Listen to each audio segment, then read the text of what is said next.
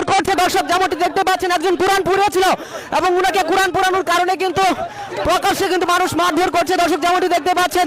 কোরআন পড়েছেন কেন কারণটা বলেন। আমাদের পবিত্র আল কোরআন এটাকে পড়ছে, দেখেন কিভাবে পড়ছে। দর্শক দেখতে পাচ্ছেন এখানে একজন কোরআন পড়েছিল টিএসসি চত্বরে, তাকে পুলিশ কিন্তু হেফাজতে নিয়ে যাচ্ছে আর তাকে কিন্তু সাধারণ জনতা কিন্তু মারধর করছে দর্শক যেমনটি দেখতে পাচ্ছেন।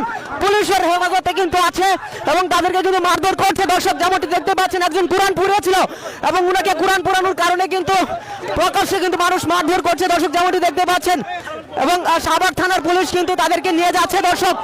সেই কিন্তু প্রকাশ্যে কোরআন পড়েছে, ভাই আসতে প্রকাশ্যে কিন্তু কোরআন পড়েছিল এবং সেই কারণে পুলিশ শাহবাগ থানার পুলিশ তাকে হেফাজতে নিয়েছে এবং সাধারণ যে মুসলমান রয়েছেন বা এখানে উৎসুক জনতা রয়েছে তারা কিন্তু তাকে মারধর করেছে দর্শক। দর্শক দেখতে পাচ্ছেন পরিস্থিতি বিপাকে চলে গিয়েছে। পুলিশ তাকে হেফাজতে নিয়েছে। একজন যুবক সে কিন্তু প্রকাশ্যে টিএসসি চত্বরে কোরআন পড়েছে, তাকে কিন্তু প্রকাশ্যে সাধারণ মানুষ কিন্তু মারধর করছে দর্শক। নারায় তাকবীর দিয়ে কিন্তু তাকে মারধর করছে দর্শক যেমনটি দেখতে পাচ্ছেন। পুলিশের গাড়িকে আটকে কিন্তু তাকে মারধর করছে দর্শক যেমনটি দেখতে পাচ্ছেন। রাজধানী ঢাকার টিএসসি চত্বরে কিন্তু একজন